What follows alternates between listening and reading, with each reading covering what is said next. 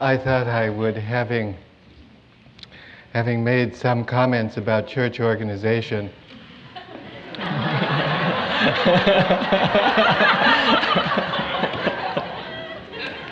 wear a priestly vestment.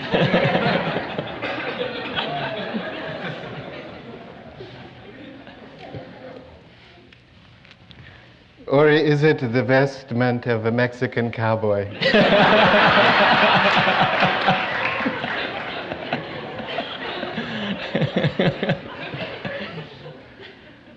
Or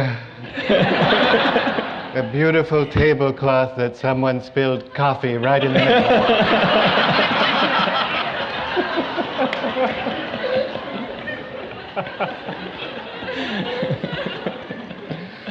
Or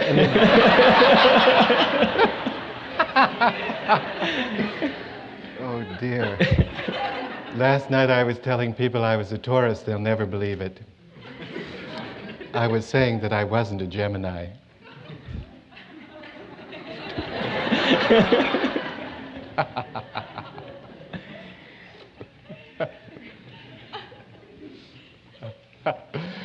Geminis are impossible priests.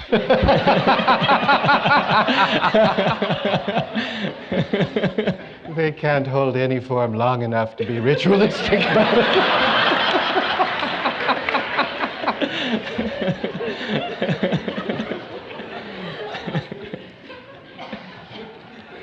And they stretch the tolerance of the earth signs.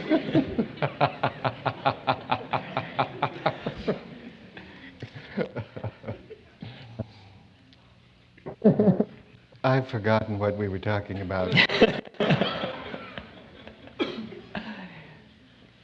Well, we could start with a new question, or you might just say a word about religion, and in terms.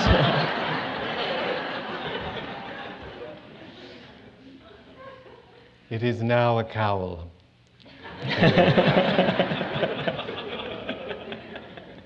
Sit up and pay attention to this. It's punishment for not getting it straight. This is the clear word of higher sources.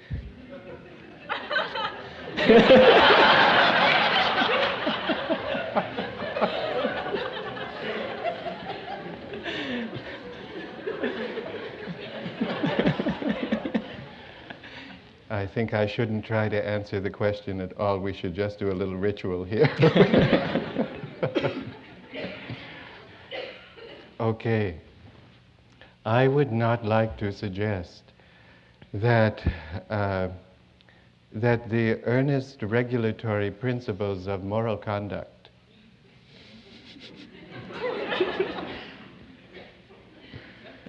the earnest regulatory principles of moral conduct, which form the basis of the behavioral rules for religious systems, accomplish no good purpose. Because, of course, they do. They accomplish clear purpose. And they help in clarifying issues.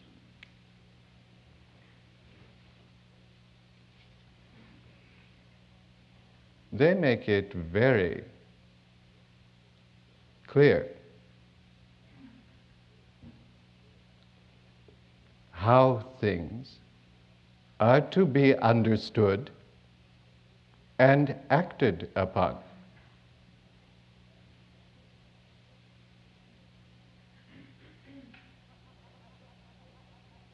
Is that clear?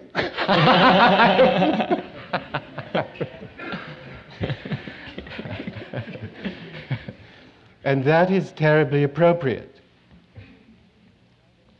Terribly appropriate. The consequences are terrible for not getting how appropriate those rules are. The but they're very useful. Churches, organized religions,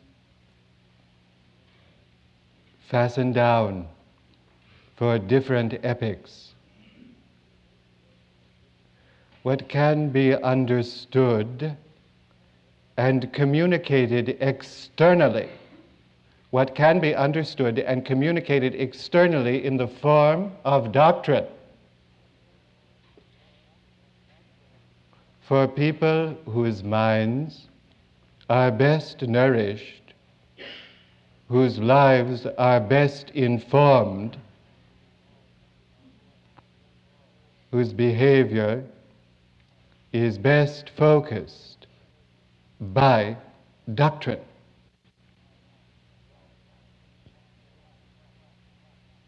By black and white, by heaven and hell.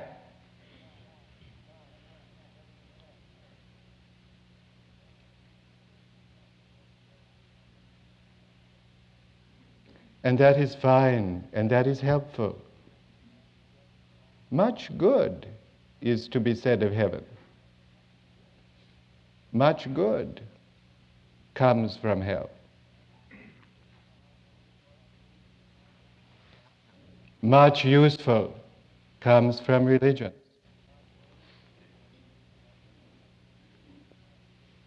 Much helpful organization is structured by doctrinal thought.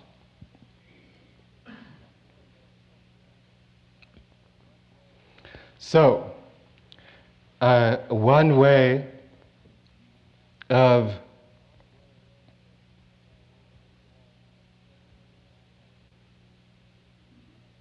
characterizing the usefulness of religions is a way that I frequently have in the past, by suggesting that they are useful organizations for learning and holding the force of God, when that force is to be understood in one or another realm of duality.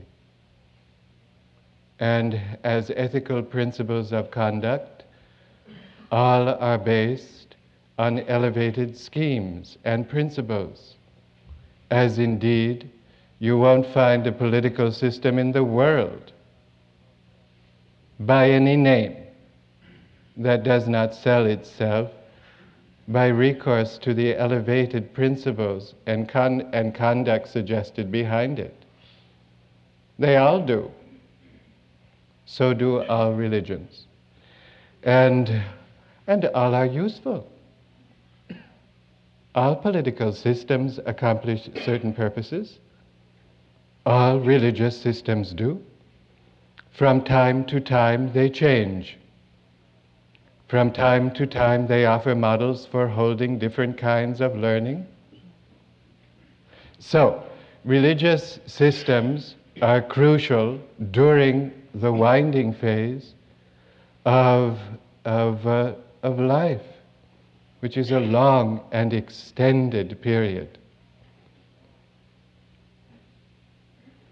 They tend to be less useful during unwinding phases, and they tend to be much less useful during periods when the unwinding process is fully engaging one's life. Then one is learning more about life from his inner structure than from external principles. Then the appropriate area of learning is on the inner structures of consciousness. And religions seldom can help that. The form of a religion never can. The message of all religions can.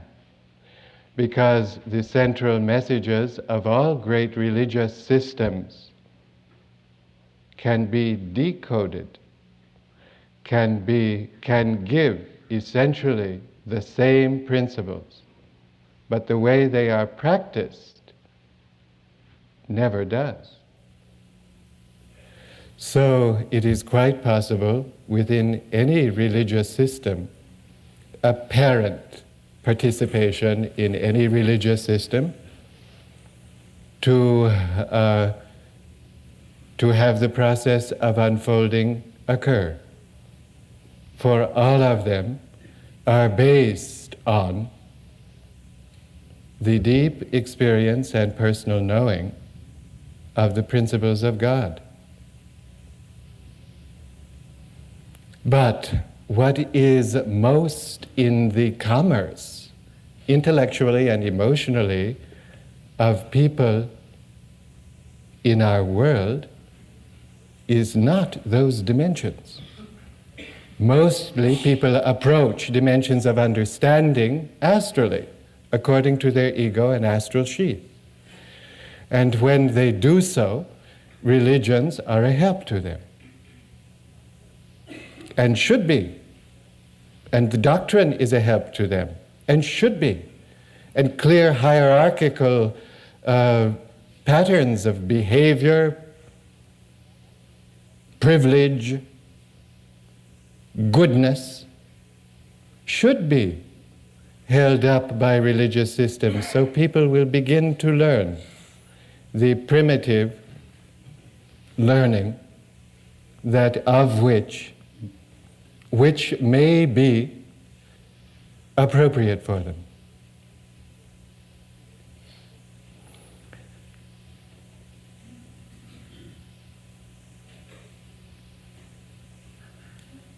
But it is very difficult. Avatars present in their beings a tremendous amplification of all life forms. It is very hard to keep a hold of that tremendous amplification of all life and restrict it to tidy principles of right and wrong. It cannot be restricted to tidy principles. It can only be restricted to an untidy force, the most untidy force, the most mess-making force that we know anything about. It is called love.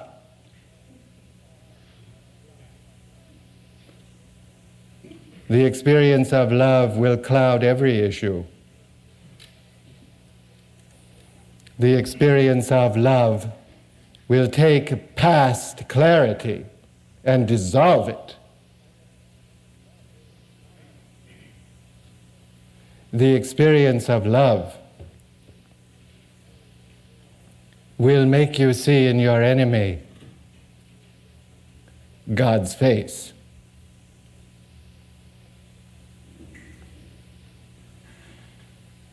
So who then is the enemy? I'm telling you, you're lost in this battle. You cannot even determine the enemy, because there are none.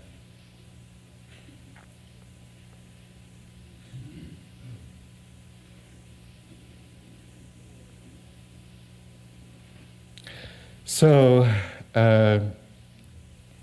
religions help you identify enemies.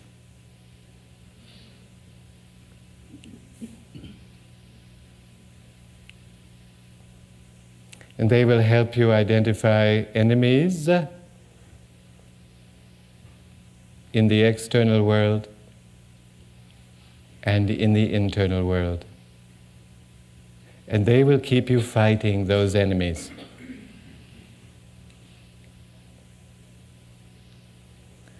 But finally, you cannot fight your enemies anymore because you've lost track of just who they are.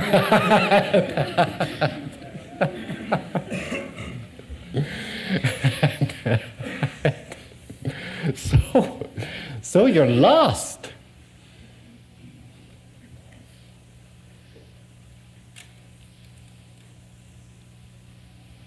It is when you are so lost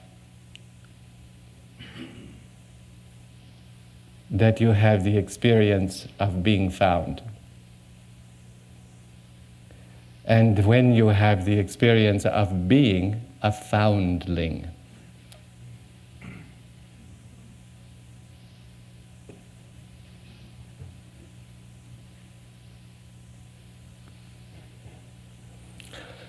Well, so religious organizations can be a great help and have served us all tremendous opportunities in the past and should be maintained. What nonsense to attempt to undermine or abolish a needed institution and organization. They should be strengthened. They are needed.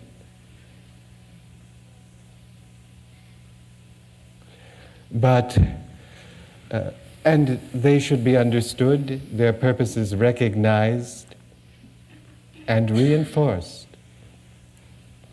But that may or may not have anything to do with your personal learning about God.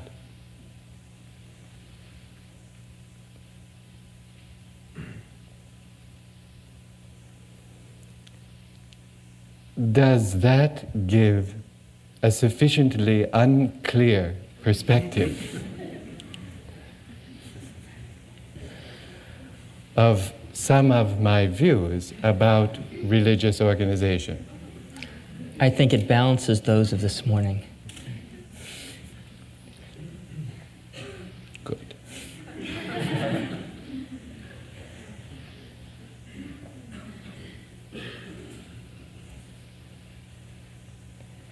There are a couple of other questions that all kind of go around the same theme. When you've been discussing unwinding and releasing sanskaras, several people submitted questions asking what is meant by the speeding up of karma or of sanskaric ties, whether one can speed up the process of unwinding. Though given what you've been saying about it, I don't know why they'd want to. Or whether it's a mechanical process which unfolds in its own time. It is all those things. Let's take the next question.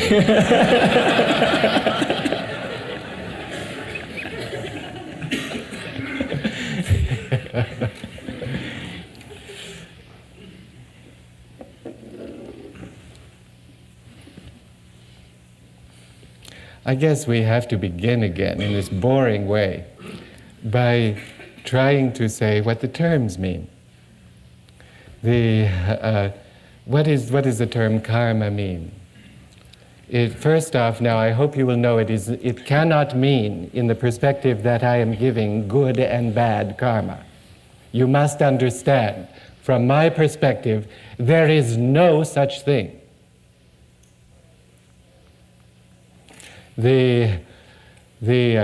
Well, good, that's a big step forward. Because karma is simply a term to describe the individual pattern by which you have focused or been focused on several million different facets of life and learning.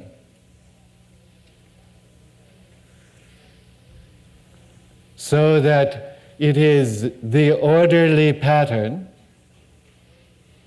the inner program by which each person accomplishes his learning of God.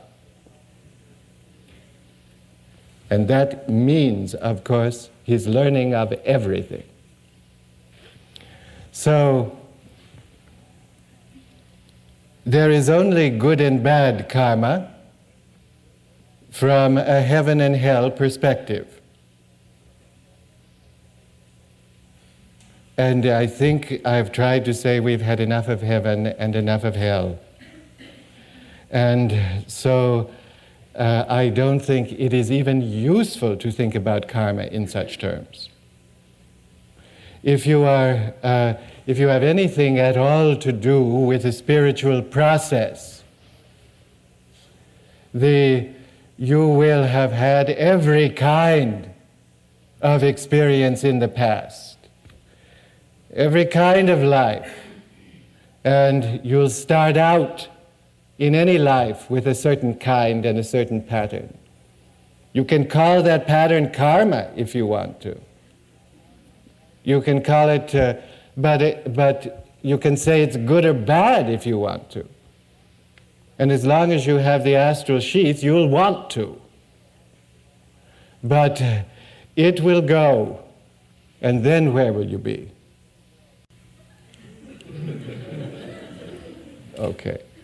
So karma then must be understood by people with a spiritual perspective as simply an individual pattern of learning. And it must be understood that all must be learned. And when it is learned, the refinement from that total learning is used to inform any life. It is used to inform any life. The refinement is what you know that is unclear. The refinement is what you know about love. The refinement is what you know about God. It has had clarity in this life, that life, and the other life. But when it is lumped together, it is all the essence of love and learning that you've ever learned. Well, that is what stands behind your karma in any lifetime. Your karma in any lifetime, determines your body build, who you're with. It is your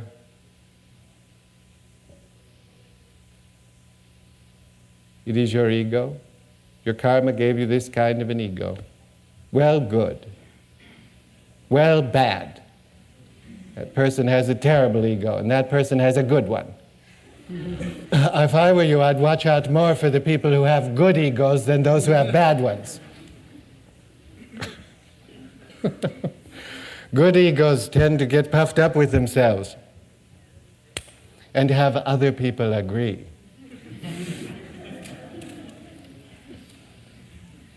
Bad egos have the advantage that probably not all will agree. That's a great advantage.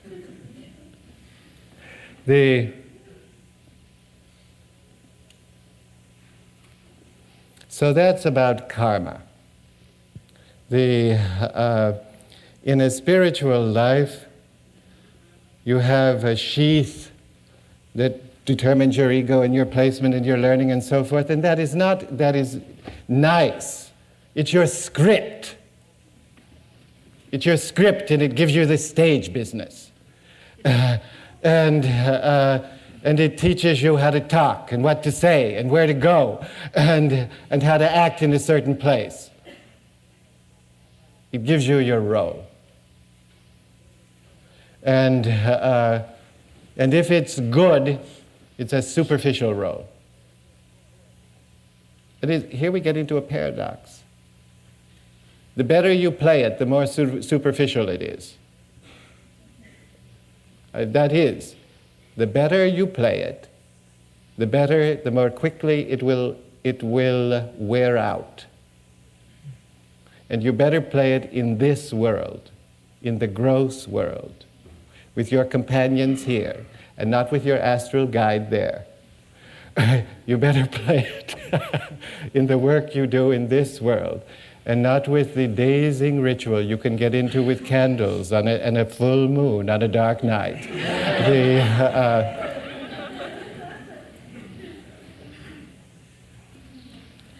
you play it here. And you use it here, and you use it well. You use it as well as you can.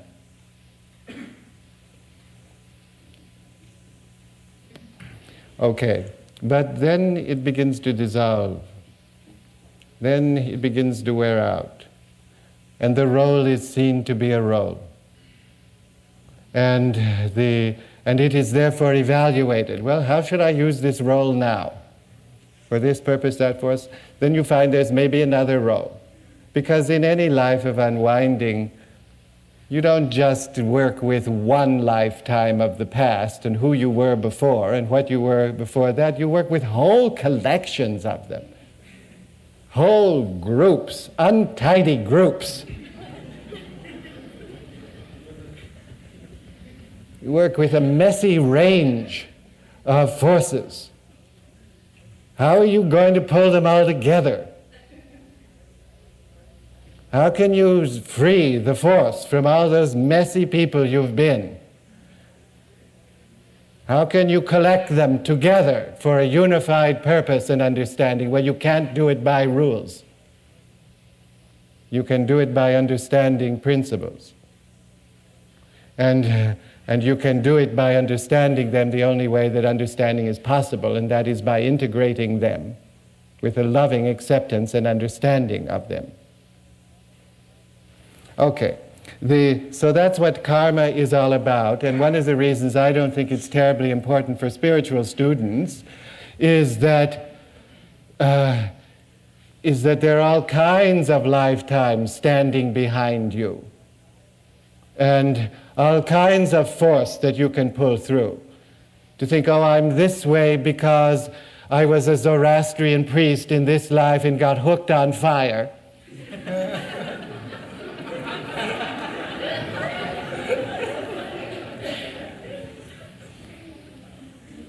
And so I expect people to worship God when I set fires to buildings. Nonsense like that. Most past life interpretations are about that sensible. For spiritual students, they are very limited use. Oh, that's because I was a king. Yeah, so who cares?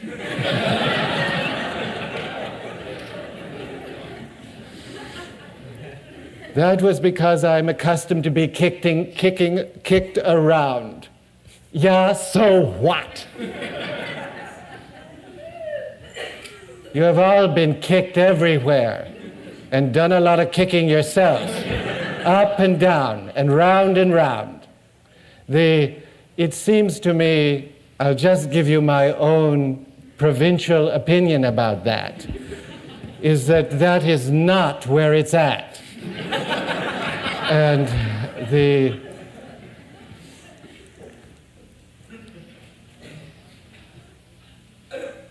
and as long as one thinks that's where it's at,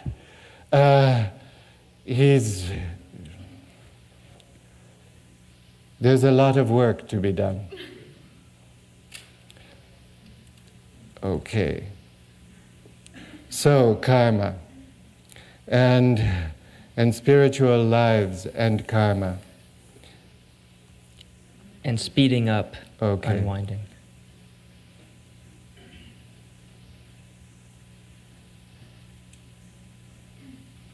People say, can you get me out of my karma? Or people say, he changes karma. Or people say, all this stuff about the program, this program, that, and manipulating it, and so on and so forth. If your karma gets changed, it only gets changed into more karma.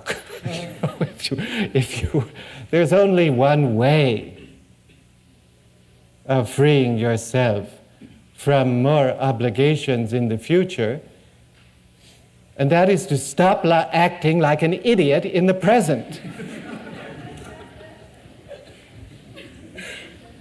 That is just the only way. As long as you act like an idiot, then you're doing more karma. Because while God loves an idiot, they are limited in their usefulness for Him.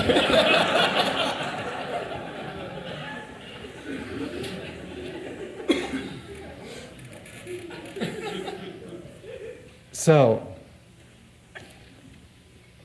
and in fact, when they keep being idiots, He gets offended and has other people pin words on them like sinner and evil. And they haven't learned yet, so they go back and try to learn.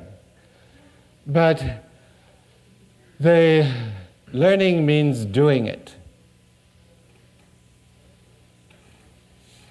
The people often talk in very flowery ways, but act like idiots.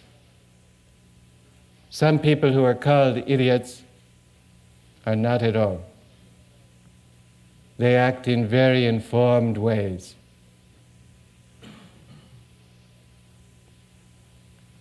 So, speeding up karma. Yes, there is a way to speed up karma.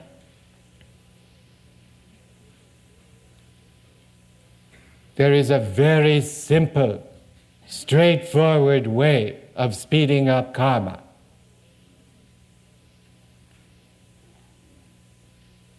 It is by betting everything you have on your highest understanding of God. And grabbing Him and holding on to Him.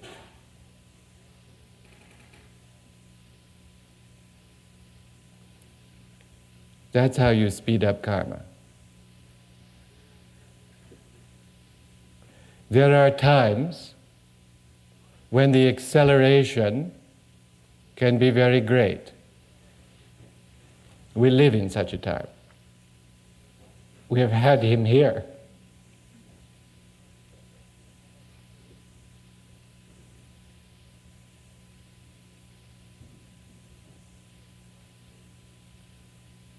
He has walked among us.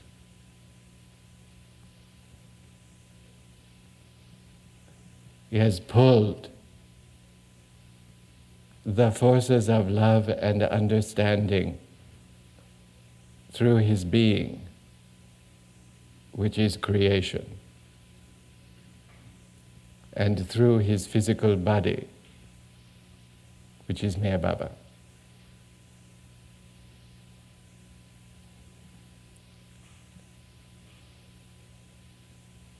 And He has set the fires going with pretty high ignition.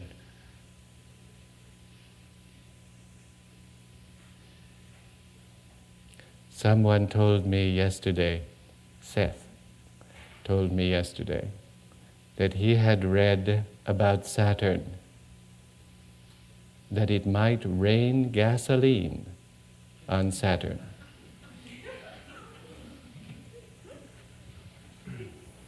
Well, the oil industry can get busy with that. But that is certainly a way of thinking about what has happened on Earth for now. It has been arranged here so that it rains divine fire.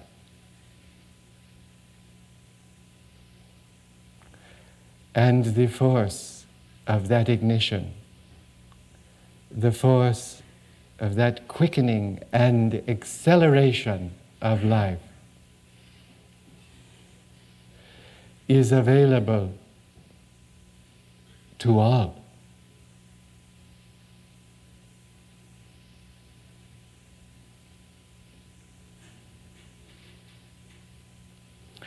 So there are periods when it rains divine gasoline. And this is such a period. And everywhere there is the potential of inflammatory ignition. All you have to do is open your lighter, stand the friction of igniting it yourself, and live with increased heat.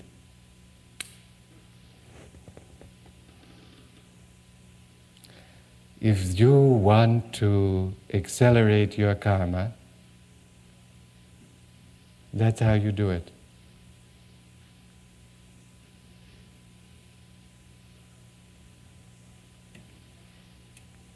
Does that mean you should get busy and burn away the world?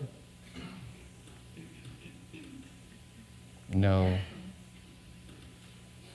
Keep the fire within. Know that all forms in the world contain His fire, and that all forms in the world are sacred for that reason and help people learn it is not yours to destroy form. It is yours to destroy the useless form within form's concrete barricades, restrictions of stupidity that exist within your own consciousness. So, the way to accelerate karma is to live according to His principles, to sacrifice all to them,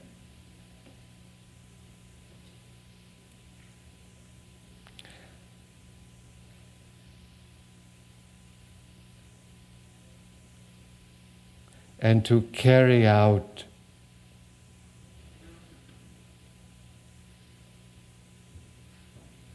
the sacred forms, respect for the sacred forms of His world.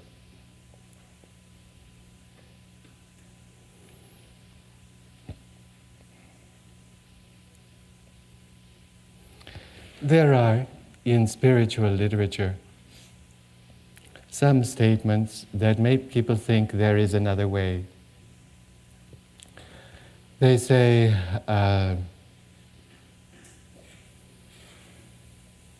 if you serve God, then He can change your karma. They say, if you surrender to God, then He can change your karma. And Meher Baba said of his own disciples that he needed to work with their karma. So that brings with it the possibility that under certain circumstances, there are different ways of changing karma, of taking the fuel, the forms that you have built in the past and that become the barriers of your consciousness, and having them burn away in the divine fire at an accelerated rate. And when they burn away, they produce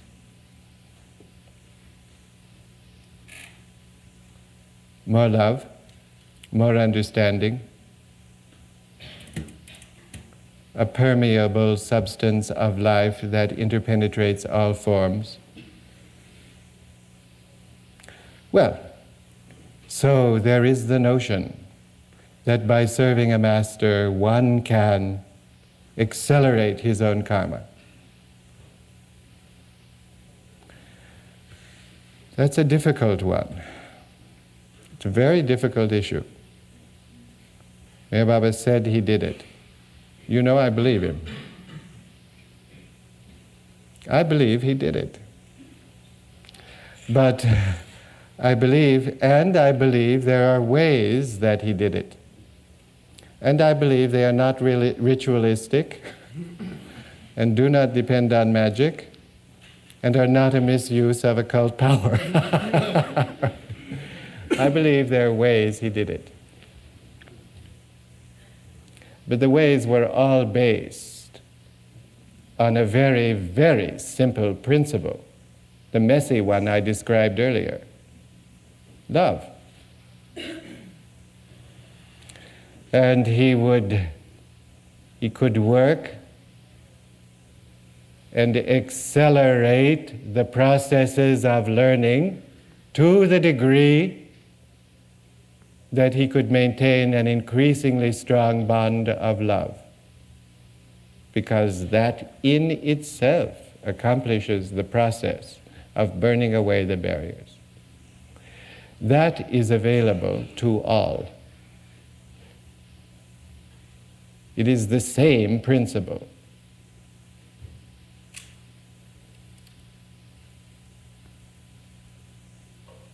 So, well, then what is the measure of love? How is it to be calibrated and measured?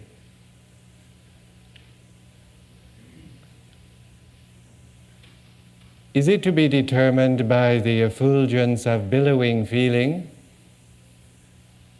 and fuzzy-headedness? Maybe. Is it to be shown by doing something which is extremely difficult because of an internal conviction that it must be done? Is it doing it because it serves God, no matter what? I think it's all those things and more. But always, always, the standard is doing.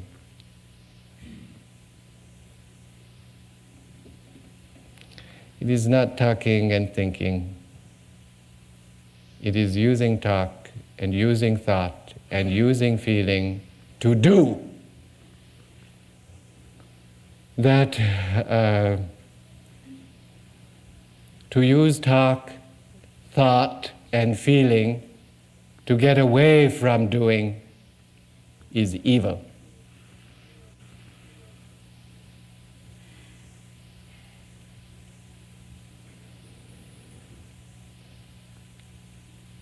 At least it is evil when it is done repetitively.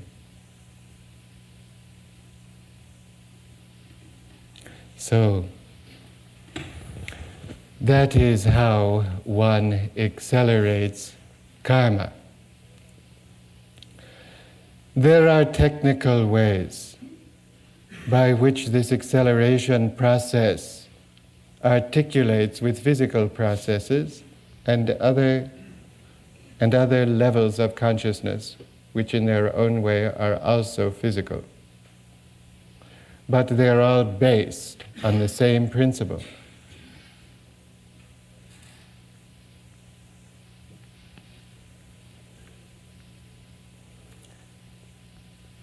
So the answer to, are there ways of speeding up karma? Yes, it is the way I've just described. Are there ways of getting out of karma?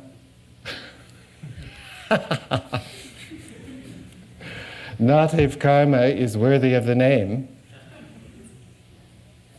Are there ways of thinking you can get out of karma? Yes, as long as the ego is alive. Are there ways of evaluating the dimensions high and low of karma? Oh yes, as long as the shared conviction of egoistic thought colors the group mind.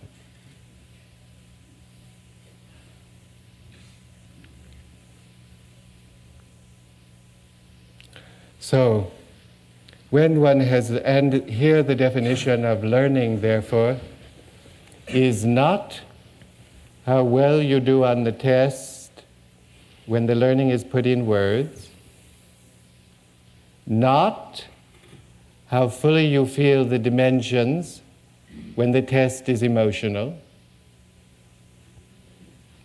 The learning is shown in what you do.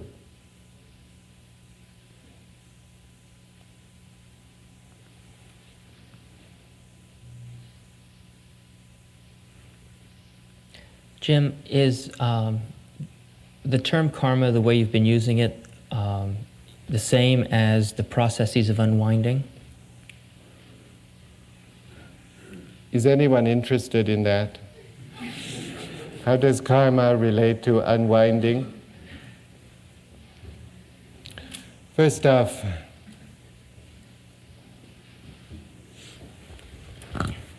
your karma of the past, your pattern of the past, becomes the living pattern of the present when you are unwinding. So none of you are doing anything that you haven't done before. What you are doing is approaching it differently. None of you are occupying stations you haven't occupied before. All of them are temporary, and the stations you are occupying are meant to give you a role so that you can bring to bear your total understanding in doing something different with that role.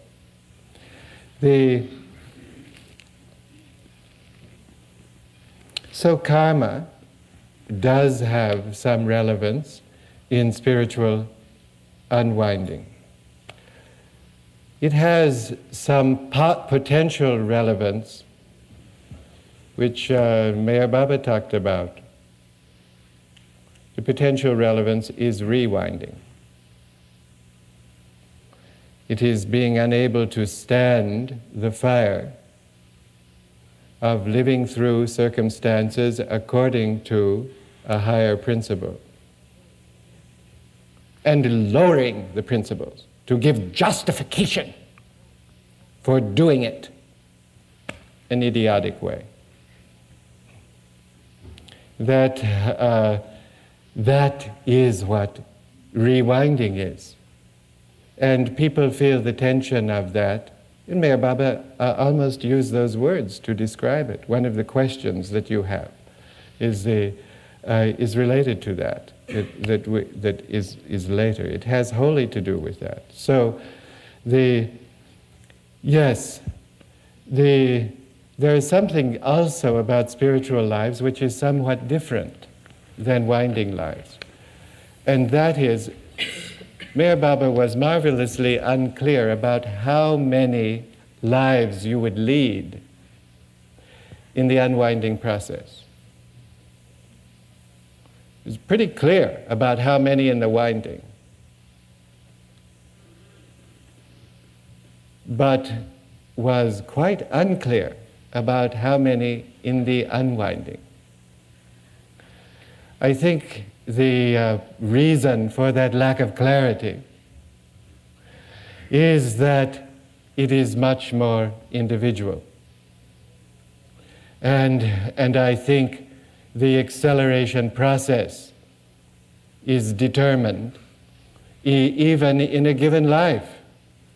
That if one can get through this, then maybe he can get through that, and maybe through the other. I have talked about this before, and the puzzling way in which people following a spiritual path seem absolutely multiple identities. Now they're this way, now they're that way, now they're the other way, then they're another way. And if they don't look that on the surface, they feel that underneath. They say, I'm falling apart, and they're right. They'll say, I'm giving way to something I don't know what it is. It's right. Because these identities from the past, these organizations of learning from the past, come through. I should not say the kind of thing that I'm about to say. And that is, that happens in a quite specific way. As karma unwinds, it follows two patterns. One is a very broad pattern in which any individual lesson is hooked up, tied to a huge force of learning in the whole of creation, any individual part. But that is the way in which every person is tied to the whole scheme. He's tied to the whole scheme, and he's tied there all the time. It's why, in a certain respect, all men are created equal, because they're all tied to the whole of it. And their spiritual unwinding has to do with the threads, the matter of consciousness, which was wound during an earlier phase of learning and now must be unwound to provide the propelling fuel for the return to God. That's where the energy for life, learning, and love comes from. So it unwinds in an orderly way. It unwinds the way it wound up.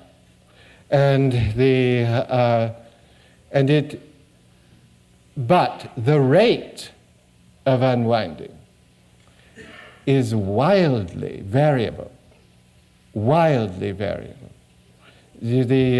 And the variability of that rate is the subject matter of spiritual groups. That's what all the technical terms of phanas, etc., are about.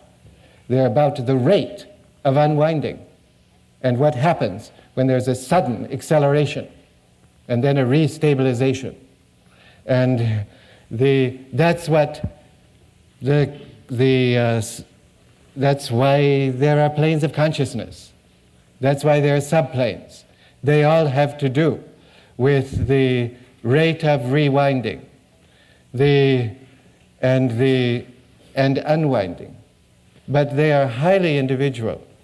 And so, back to the point of acceleration, yes, the pattern of acceleration, I think, is determined by the means the person finds to offer his life to God and the service which he is able to do to God's world. I think that's how. And what does he get for that?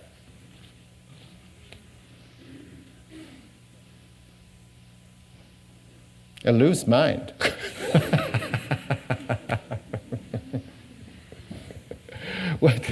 What he gets for that is simply an understanding, a palpable, living understanding of the process, and therefore an ability to participate more fully in it, and the great pleasure that comes with that. That's what. So, karma, in any individual life in which one is a spiritual student, has a bearing. But and it gives you the role, and it gives you the opportunity of using that role well and getting on with it. But the getting on with it is determined by a set of very elusive and difficult purposes, or difficult processes.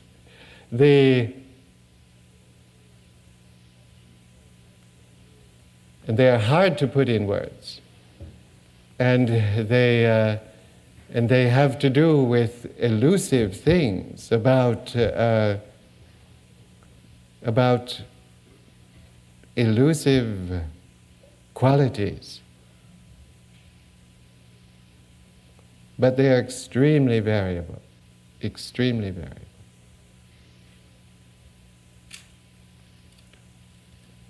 So I think Meher Baba's discussion of those issues is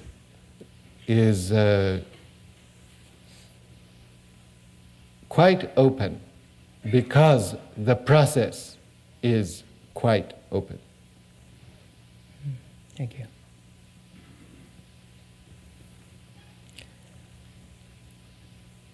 I think that we don't have time to go to the next question, and we should take our lunch break now.